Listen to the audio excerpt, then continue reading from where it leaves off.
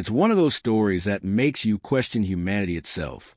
A story so cruel, so absurd, that even seasoned investigators were left speechless. In a quiet Texas neighborhood, a little girl, just 5 years old, was forced by her own father and stepmother to eat cat feces. Yes, you heard that right. Cat feces. What could possibly drive a parent to such madness? Why would anyone look at a child, innocent, helpless, and inflict such unspeakable pain? This is a chilling story of the stepmom from hell in the Texas home that became a nightmare for two little girls. And trust me, this one will leave you both furious and heartbroken. Before we go deeper, make sure you hit that subscribe button and turn on notifications. Because here, we tell the stories that others shy away from. Real stories, raw truth, and justice, no matter how ugly it gets. Now, let's go back to where it all began. The house sat in a modest San Antonio suburb, just another middle-class home from the outside. Neighbors waved, kids played, and nothing seemed out of place. But behind those walls, two little girls were living a nightmare no one could see. The father, a man in his early 30s, and his young wife, just 22, presented themselves as a normal family. But inside, everything was far from normal. Their home reeked of control, punishment, and fear. It started with neglect, then yelling.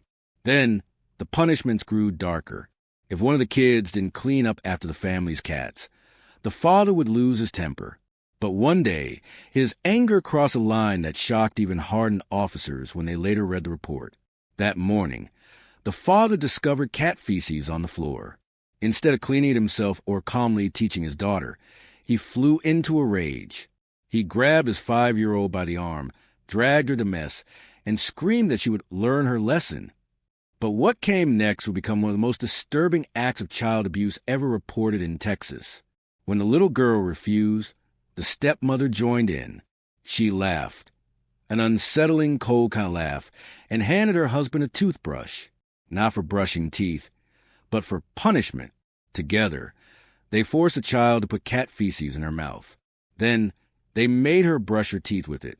The little girl gagged, cried, and bled. The stepmother stood by, watching. The father, enraged and irrational, said it was discipline. That was his excuse, discipline. But let's call it what it really was. Cruelty of the highest order. When police finally learned what happened, the report said the child's gums were bleeding, her mouth swollen. The kind of trauma no 5-year-old should ever experience. If this part shocks you, stay with me, because what investigators uncovered later would prove this wasn't an isolated act. It was a pattern of systematic abuse that went unnoticed for far too long.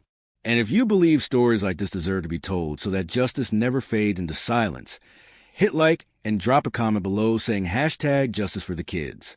Your voice matters. When Child Protective Services got involved, it wasn't the first time they'd heard whispers about the couple. There had been past concerns. Neighbors talking about loud arguments, children crying late into the night, and that uneasy feeling that something wasn't right. But like many cases of hidden abuse, it took a brave witness and one terrible incident for the truth to surface. It was a family friend who finally reported what she'd seen.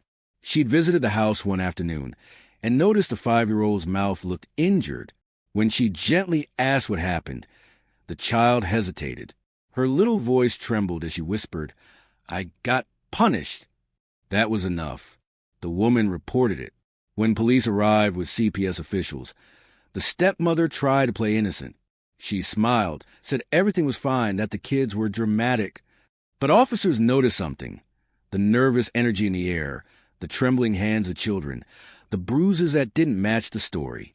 Within hours, the couple's carefully constructed lives began to crumble. The stepmother's name, just 22 years old, appeared on the arrest warrant alongside her husband's. Both were charged with injury to a child, one of the gravest crimes under Texas law. When questioned, neither showed remorse. The father said it was just discipline. The stepmother added, "They have to learn." But to investigators, this wasn't discipline. It was torture. The detective who handled the case later said in disbelief, "I've seen bad. But this broke me." The children were immediately removed from the home, and taken into protective custody. Doctors confirmed signs of both physical and psychological trauma. The 5-year-old's injuries matched the account: cut lips, swollen gums, and infection risks from the contact with animal waste. Imagine being so small, so innocent, and thinking you deserve that kind of punishment. If you've ever wondered why stories like this must be shared, it's because silence allows monsters to hide in plain sight. Sharing, liking, and commenting helps keep these cases alive, so no other child ends up forgotten. As the investigation deepened, more disturbing patterns came to light. CPS records revealed prior complaints, claims of rough discipline, starvation, and neglect, but none had resulted in permanent action. The system, it seemed, had failed these children more than once, and the community was in shock. Neighbors who waved at the family daily were horrified. They seemed normal, one said. You'd never think something like that was happening inside. But isn't that how it always happens? Evil rarely wears a warning sign. It smiles, hides, and waits. When the arrest hit local news, the story spread like wildfire. Social media exploded with outrage.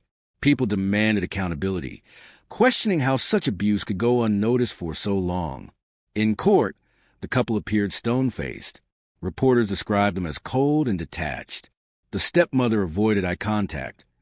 The father looked defiant. Neither shed a tear, but their silence spoke volumes. The prosecution laid out the evidence in painstaking detail: the toothbrush, the forensic samples, the medical photos. Each piece painted a picture too horrifying for words.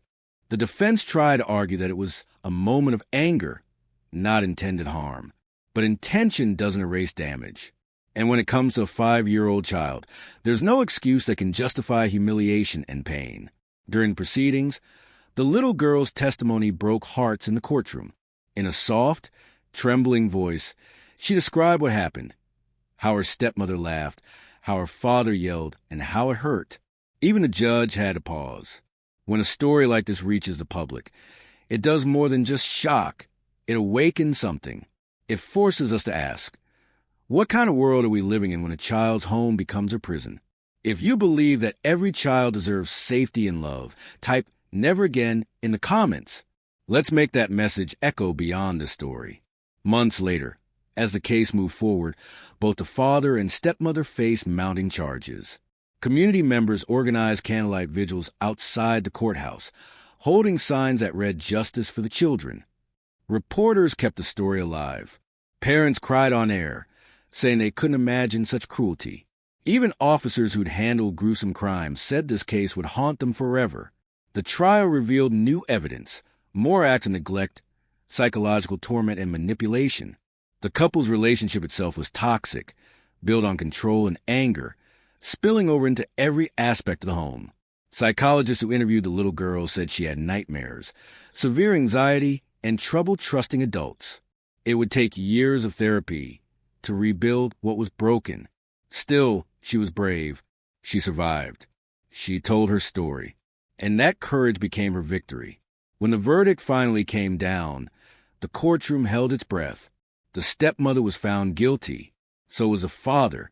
They were sentenced to prison, years behind bars. But for many, that wasn't enough.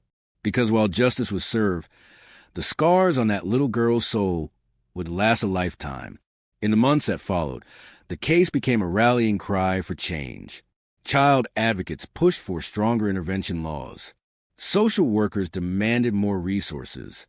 Texans, enraged by what had happened, turned grief into action. And somewhere in a quiet foster home, that little girl began to heal. Her story is not one of hopelessness, but of survival. It reminds us that monsters don't always come from dark alleys. They can live right inside our homes. And it's up to us, as a society, to never look away again. If you've stayed with this story till the end, you're part of that change. Share this video. Speak up when something feels wrong, because silence can be deadly, and awareness saves lives. Hit subscribe for more real stories that expose the truth, one case at a time. And as always, thank you for being here, for listening, and for standing on the side of justice. This is Joe Oscar Stories, where the truth finds its voice.